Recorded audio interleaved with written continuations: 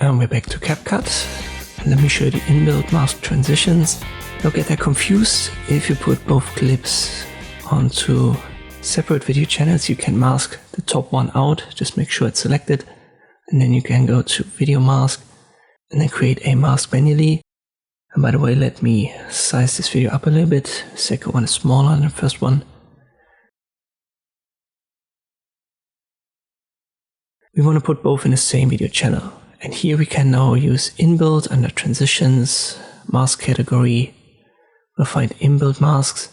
And here you can see, for example, heart and stars. And this is also inbuilt here. But these inbuilt masks, they are animated, so you don't have to do anything manually. We make that a little bit longer.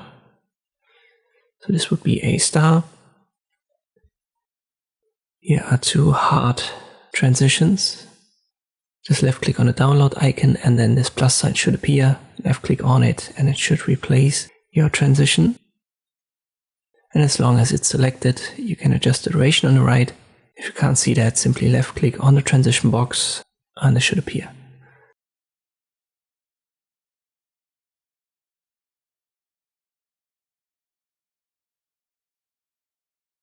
Be careful though, some are pro, so if you use the free version, you're somewhat limited.